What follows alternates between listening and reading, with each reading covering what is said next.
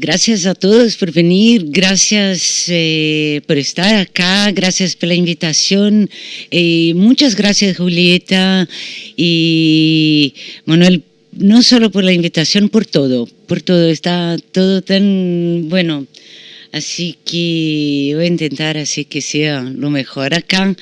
Siempre es difícil presentar en otro idioma, así que mi portugués es perfecto, así que acá un poco ventríloca y gracias a mi traductor acá y con algunos inputs en portuñol, así que vamos a hacer y si hay algo que no se comprende me preguntan.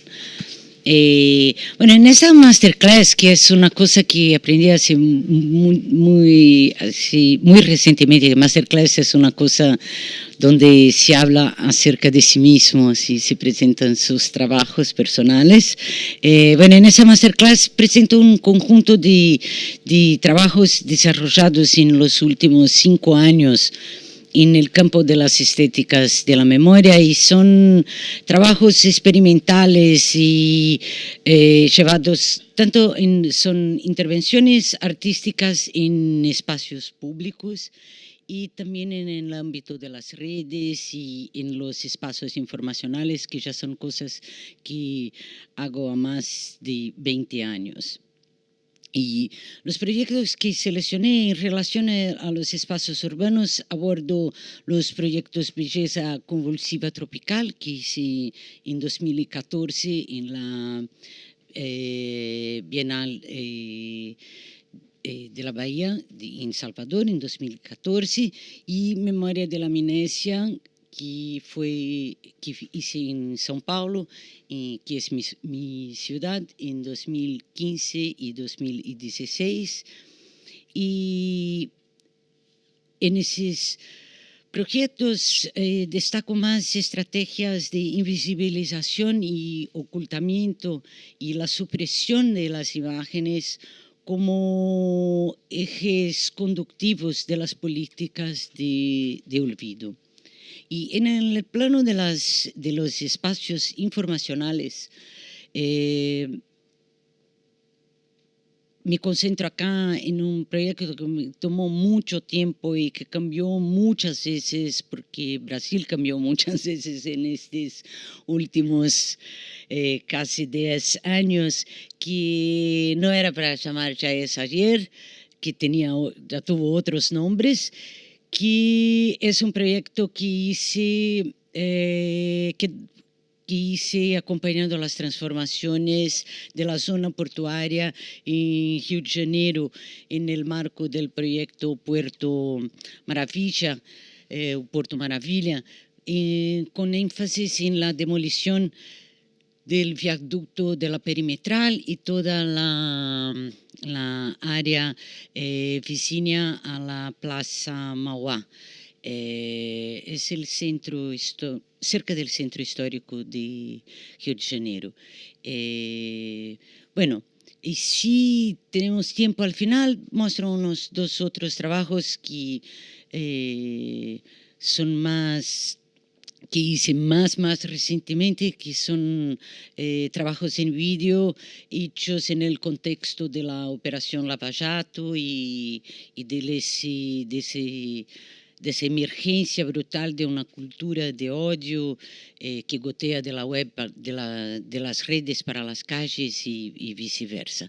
Pero en principio presento esos 3 trabajos y si tenemos tiempo presento otros 2 videos más. Bueno, empiezo con Belleza Convulsiva Tropical, que es un trabajo que me marcó muchísimo, pero como fue hecho en Bahía y era muy site-specific, poquísima gente vio y la documentación nunca circuló muy bien. Así, y ese trabajo partía de 2 cuestiones que se tornaron muy decisivas en todo lo que hice después. 2 cuestiones principales que eran cómo narrar la historia de un lugar invisible. Y si las piedras pudiesen hablar, ¿qué nos contarían? Esas preguntas fueron el punto de partida de este proyecto Belleza Convulsiva Tropical. Y ese proyecto ocurrió en el marco de la exposición Archivo y Ficción, que fue una exposición con curaduría de Ana Pato. Y la muestra llevó un grupo de artistas que incluía a mí, Paulo Bruschi, Paulo Nazaré, Rodrigo Mateus y Coro Lira. No, y llevaron todos los artistas para que desarrollasen sus investigaciones y sus obras acerca del acervo y de la historia de la institución del Archivo del Estado de la Bahía. Y la cuestión principal, el objetivo era discutir la invisibilidad de este archivo en particular, del Archivo Público del Estado de la Bahía y de los archivos en general, de los archivos públicos en general. El Archivo Público del Estado de la Bahía, que es ese, fue creado en el fin del siglo XIX, así como la mayor parte de las instituciones de ese perfil, pero es el segundo más importante de Brasil después del Archivo Nacional, que está ubicado en Rio de Janeiro. Salvador fue la primera capital de Brasil, Rio de Janeiro fue la segunda, Brasilia es la tercera, así que tenemos un histórico así de nomadismo, no solo de monumentos, pero también de capitales que se mueven por acá y para allá. Y por ser el archivo de un estado que tuvo la primera capital, alberga documentos que vienen desde el siglo XVI, y hay sus conjuntos documentales, algunos de ellos son parte del acervo Memoria del Mundo de la UNESCO. Más allá del valor de los documentos, de la documentación, el archivo está localizado en un espacio arquitectónico de relevancia histórica, que es el solar de la Quinta del Tanque, que fue construido por los jesuitas en el siglo XVI. Y la Quinta era un colegio y un espacio de investigación. Es curioso caminar hoy por el edificio y encontrar entre los pasillos que albergan las estantes de documentos los vestigios de esa ocupación jesuítica, porque se ve, no sé si consiguen mirar acá, al fondo, y se ve repentinamente una pira bautismal, una cruz incrustada en la pared, no sé si consiguen mirar bien así, con los documentos todos. Y bueno, más curioso que es todavía es notar cuando se está en las salas de consultas y se miran las ventanas y se ve que se abre directamente a casas de las favelas, de las comunidades que están muy, muy, muy cerca, que el terreno todo lo invadieron. Y esas fueron mis primeras sorpresas. Así que eso está, si se está en la sala de consulta, consultando la documentación, abrir la ventana, está acá, es muy, muy cerca. Es esa la distancia. El terreno todo se fue tomando en las décadas. Pero eso no fue lo más desconcertante de todo. Lo más desconcertante fue cuando me di cuenta que los empleados trabajaban fuera de las salas y que no se encendían las luces, nunca, que todo era así, esa penumbra eterna. Y que lo más inusitado de todo fue notar que la humedad tomaba las paredes del edificio. En el principio les contaba que Salvador fue la primera capital de Brasil y que el archivo tiene documentos desde el siglo XVI y que parece una cosa así un poco, ¿para qué todas esas informaciones? Es porque da un poco la dimensión de la locura que es eso todo, ¿no? Que es, tener un archivo, no es necesario ser experto para concluir así, toda esa humedad y papeles, alguna cosa así no va bien, ¿no? Así, papeles y humedades ya son una cosa que no se casan. Documentación del siglo XVI y humedad es una cosa que no, eso no va. Y esas son algunas de las descubiertas y que los funcionarios no trabajaban adentro, era una cosa que no comprendía, es que no se podía prender la luz. Porque si prendiera la luz, el edificio seguía todo en llamas. La electricidad estaba muy comprometida hacía décadas, ¿no? Y Bueno, sí, de algunas ventanas se veía toda esa ocupación informal, de otras ventanas se veía un cinturón de cemitérios, sí, toda la vuelta del... Sí, que me sentí en un film de Glauber Rocha. ¿Conocen a Glauber Rocha, Deus y el Diabo en la Terra do Sol, Terra en Transe? Es eso, ¿no? Así, solo que estás así, allí, es una... te sentís un personaje así en Terra en Transe y yo. Y, bueno, y, y tentaba entender qué pasaba, ¿no?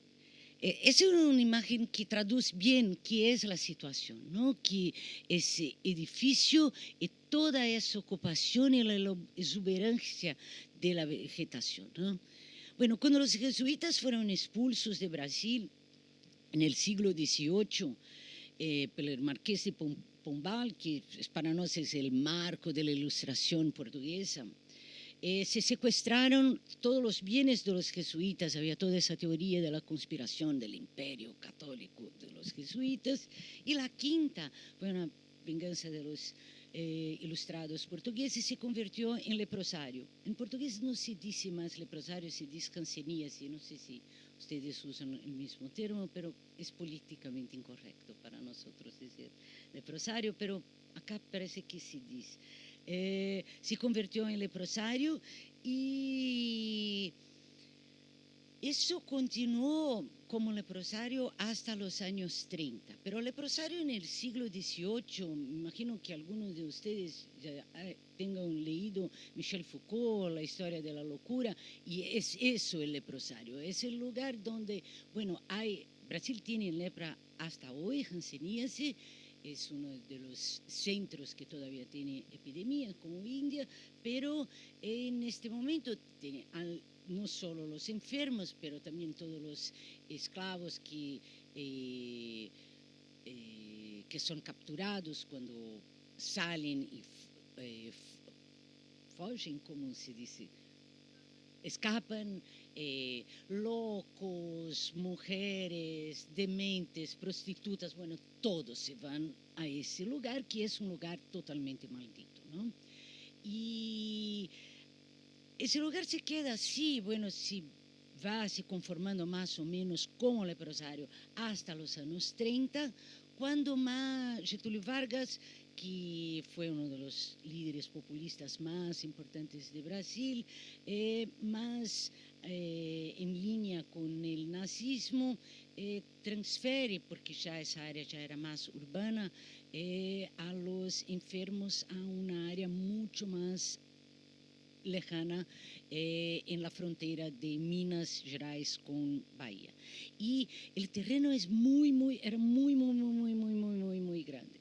Y es todo tomado en todo lugar. Pero el estigma de la lepra es tan fuerte, ¿no? Así como Foucault dice que convierte el muerto, el vivo en un muerto civil, ¿no? Que es la condición del leproso, que el edificio no se tomó hasta los años 80, cuando se transfirió el archivo. Por eso que hay toda la ocupación, así como un cinturón a vuelta del edificio y el edificio al medio, así todo, así como emparedado de todos los lados por las favelas, y el edificio se mantuvo abandonado al medio, ¿no? Y en otro lado, del otro lado de la autopista, los cementerios que se empezaron a construir justamente en función del leprosario. Era por donde iban los Lázaros, como se decían, y el cementerio se llama Cementerio de los Lázaros. El cementerio es el más antiguo de Salvador y hoy ya fue un cementerio muy importante. Es una área de cementerios. Todos los cementerios públicos antiguos están allá. Y hoy es una área de cementerios pobres que están junto con las favelas. Y es una cosa muy Glauber Rocha nuevamente, ¿no? Y bueno, acá donde se ve esa mata es el archivo. Así que del archivo se ve el cementerio, del cementerio no se ve el archivo. Pero están un delante del otro. Es un escenario así totalmente catatônico, não? E visitei esse arquivo por la primera vez em 2014 e o estado assim de deterioro da estrutura do edifício era muito alarmante, com o peligro de desmoronamento, risco de incêndio e goteiras por todos os lados. E poucas semanas antes da abertura da Bienal e da exposição Archivo e Función, se aprovou, depois de 20 anos que se postergava, finalmente uma obra que decidiu que ia reformar o tejado e isso poderia haver impedido a realização de minha intervenção em particular, Belleza Convulsiva Tropical, porque toda essa ala do prédio foi interditada. La cosa que me salvó fue la arquitectura de los jesuitas, que es la cosa que compromete toda la documentación, porque los jesuitas eligieron apoyar la construcción en una enorme roca que está encima de una mina de agua. Pueden ver acá todas esas manchas de bolor, que es de donde sale. Eso hacía con que el predio fuese muy fresco, ¿no? Que es una característica de la arquitectura jesuita, que es el frescor, ¿no? Pero no es muy adecuado nuevamente para papeles. Y así que porque estaba sobre una enorme roca, eso permitió la ocupación de la sala, aunque para eso se entraba por la ventana, se subía por acá y la gente entraba por acá. En esa pequeña sala con agua minando literalmente por la pared, se puede ver acá, así que la agua sube por la pared. Tenemos un ditado en portugués que la agua sube por la pared, que yo nunca entendí, ahí entendí qué quiere decir eso. Y con vistas, como vieron un poco más atrás, así con vista a esas comunidades y a la ocupación informal. En esa sala dejé una grabación de un relato sonoro que contaba la historia del archivo con hechos históricos, sensaciones y en un player con baterías, ¿no? Porque no había electricidad y al final del día eso se terminaba. Y fue una experiencia muy en trance porque fue muy difícil para mí concebir una obra que no tenía buenas condiciones de instalación mediática, no tenía electricidad. Así que para mí me obligaba a repensar totalmente la historia. Yo trabajé muchos años en archivo, pero en mi vida de artista nunca había hecho nada que no tuviera un cable pasando por el medio. Y decidí hacer entonces un graffiti con musgo que al me apropiar de la arquitectura y de esta situación urbana y utilicé como chave una frase que es esa, Belleza Convulsiva Tropical. La frase es una relectura de un verso que es casi un concepto surrealista de André Breton, que aparece en 2 poemas y en uno de los manifestos que escribió. Tiene una definición que es más cortita, que es la belleza será convulsiva o no será, que es la más conocida. Y otra más detallada, la belleza convulsiva será erótico velada, explosivo fija, mágico circunstancial o no será. Y la primera apareció en Nadia en 1928, y a mí me gusta más estilísticamente, pero la segunda es la más perfecta traducción de Salvador. No sé si conocen a Salvador, pero si conocen a Salvador, la ciudad respira esa idea erótico velada, explosivo fija, mágico circunstancial. Es su aire, es su horizonte imaginario, está en todo, ¿no? Es así, ¿no? Esa cosa nerviosa. A mí me encanta Salvador. Y me apropié de esa idea de belleza convulsiva para discutir esa tensión entre naturaleza y cultura. A través de ella comprendí también las relaciones entre lo informal y formal, las situaciones entre control y descontrol, que se emaranhan con la historia cultural y urbana de Brasil. Es muy importante para mí aquí resaltar que los trópicos no los entiendo como un dado climático, pero como una situación. El propósito del proyecto no fue en ningún momento adoptar una actitud de denuncia frente al abandono del patrimonio histórico, a la barbarie de Brasil y a super barbarie de Salvador, y a la ultra barbarie del norte del Brasil, que son clichés recurrentes sobre nuestra historia cultural. Lo que busqué fue tensionar no solo las relaciones entre las artes y los lugares de la memoria, sino también los sistemas públicos de memoria, que eso sí son cosas muy complejas en el sistema, no solo en Brasil, pero me parece que en la América del Sur como un todo. Y al contemplar siempre de las ventanas del archivo esa línea de cementerios populares y las paredes de sepulturas provisorias que se veían desde allá, y por otro lado esos cajones de documentos, me imponía siempre una pregunta que al final, ¿por qué los archivos y los cementerios son tan parecidos? Porque son, ¿no? Si cuando miras acá y te acuerdas cómo los archivos son, así la arquitectura de los archivos son todos muy parecidos. Y esa pregunta se quedó así y la llevé conmigo durante mucho tiempo.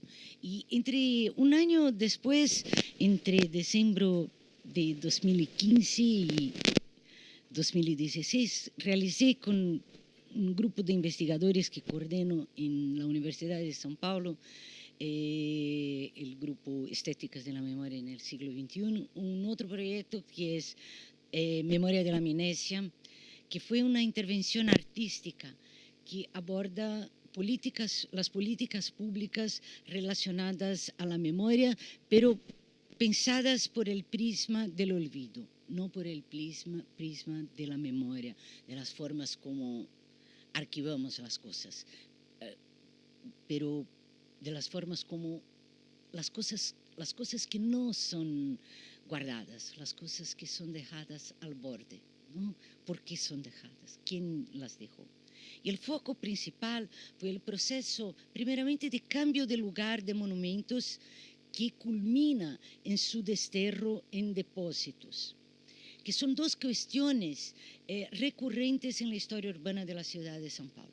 Tenemos dos problemas muy particulares en São Paulo, que es que los monumentos son nómades. Yo sé que acá en Buenos Aires tienen algunos monumentos que cambiaron de lugar, pero son casi que hechos puntuales. Este monumento acá no estaba acá, estaba allá.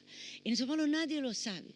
Sí, son una cosa que me costó mucho y hice casi un guía de monumentos nómades. Son ahora 75 monumentos que identifiqué, que cambiaron, hicimos el rotero de cambio, por donde caminaron. Es muy común que esos monumentos tengan cambiado más de una vez, algunos 5 veces. Así que es una cosa, así, un default de la condición de monumento es que no se quede en su lugar, ¿no? Y una otra cuestión que es muy particular de la historia de São Paulo es que, bueno, tanto cambian monumentos de lugares que algunos monumentos se van a depósitos de monumentos y nunca vuelven más a la ciudad. Y bueno, ese trabajo fue desarrollado a lo largo de casi 2 años y al final incluyó el traslado de un conjunto de monumentos que estaban ocultados en depósitos municipales, algunos fuera de la esfera pública casi un siglo, 80 años, y los llevé todos, así como si fueran mis amigos, vamos, a pasear al archivo de la ciudad y todos se quedaron expuestos así acostados. Los limpiamos, todos quedaron lindos por 4 meses, ¿no? Aquí están en el archivo de la ciudad de São Paulo. Ese es el depósito de monumentos. Estamos hablando acá de obras desarraigadas de tal forma que a lo largo de los años se fueron adaptando a esos espacios que son supuestamente espacios temporários, porque depósitos de monumentos no son una particularidad de São Paulo. Muchas ciudades tienen, Buenos Aires debe tener, París tiene, Rio de Janeiro tiene, toda gran ciudad tiene, porque se necesita, es como se lleva una restauración, hay una obra pública, se saca y se devuelve en general al lugar donde estaba, algunas veces unos metros para acá, otro para allá, pero es común que existan, son necesarios. Pero en el caso de la ciudad de São Paulo, si se van a los depósitos, nunca más vuelven. En una cosa así que, bueno, si fueran, nunca más van a volver, ¿no? Y eso produce un efecto que es muy, muy perturbador, que esas historias, después de algunos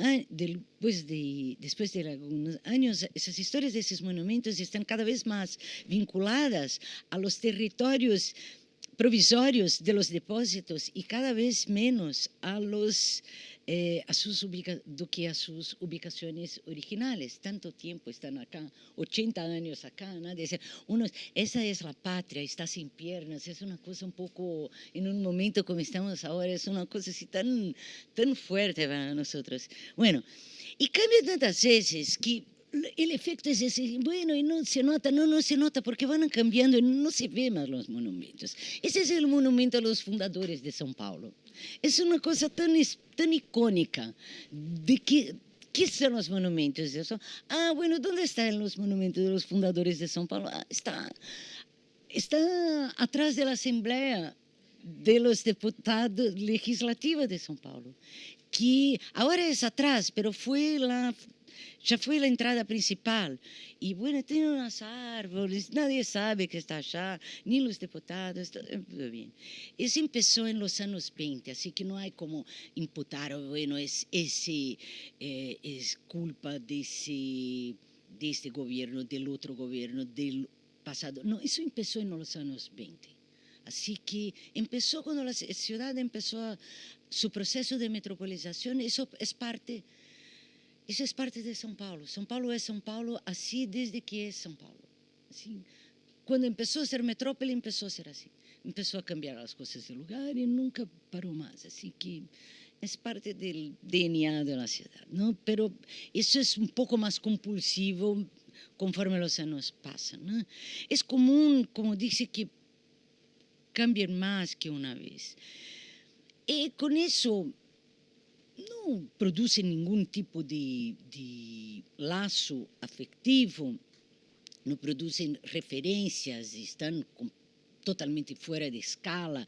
Muchos de esos son atacados por motivos ideológicos y otros porque están así tan fuera de contexto que, bueno, son una cosa más para atacar, ¿no?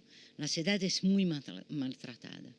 Otros no se ven, ¿no? Sí, yo siempre brinco con mis alumnos, bueno, ¿dónde está el vale? ¿Dónde está el monumento? Ahora 1, 2, 3, ¿dónde está? Está allá, no se ve, ¿no? O acá, ¿dónde está el monumento? Eso es muy difícil. Algunos de esos monumentos cambian tanto que se les interrumpe el nomadismo y son, al ser relegados a esos depósitos en los que se los ubicó por años y donde se vuelven verdaderos monumentos, como yo los llamo monumentos homeless. Hay los monumentos nómades y los monumentos homeless, monumentos sin techo, monumentos sin suelo. Y son esos que decidí me focalizar, ¿no? Porque con los desplazamientos se